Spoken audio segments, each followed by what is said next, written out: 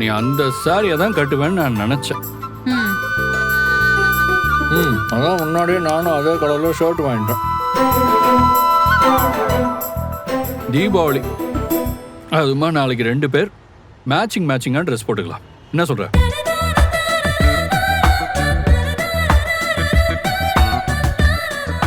என்னம்மா வாயை பொழுது அப்படி பார்த்துட்டு இருக்க? நீங்க ரொம்ப மாறிட்டீங்க.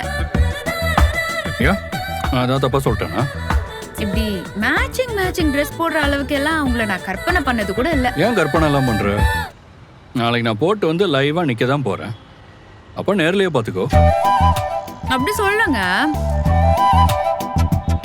உங்களை வேற மாதிரி டெரரா பார்த்துட்டு உங்களை இப்படி மேட்சிங்கா ட்ரெஸ் போடுறதெல்லாம் பார்க்கறதுக்கு ஆச்சரியமா இருக்கு. அதத்தான் சொன்னேன். இதுல என்ன இருக்கு காவேரி? நீ என் பொண்டாட்டி, மை வைஃப்.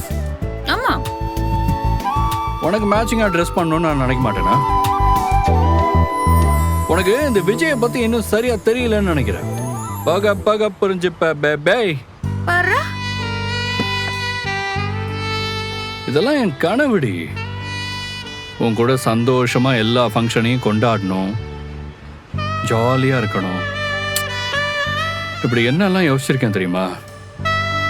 இப்பதான் ஒவ்வொன்னா நிறைவேறிட்டு இருக்கு. இப்பதான் அந்த ஆண்டவனுக்கே காது கேட்டிருக்கு போல. அதுக்குன்னு இந்த விஜய் எப்பவுமே அப்படித்தான் நினைச்சிடாதம்மா.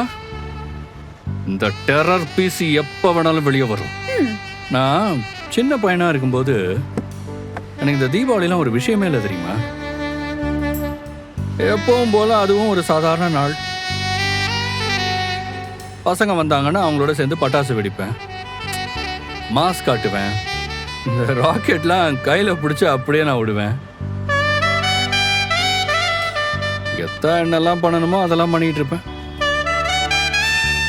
ஆனா காலேஜ் போன பிறகு அதுவும் நிறுத்திட்டேன். எனக்கு தெரிஞ்சு நான் தீபாவளி கொண்டாடியே பல வருஷம் ஆகுது. புது ட்ரெஸ் கூட வாங்கி போட மாட்டேன்னா பாத்துக்கோயேன். ஆனா இந்த வருஷம் அப்படியா சொல்லு? நீ என் கூடவே இருக்க செல்லக்குட்டி. இதுல நம்மளோட பாப்பா வேற இருக்கா.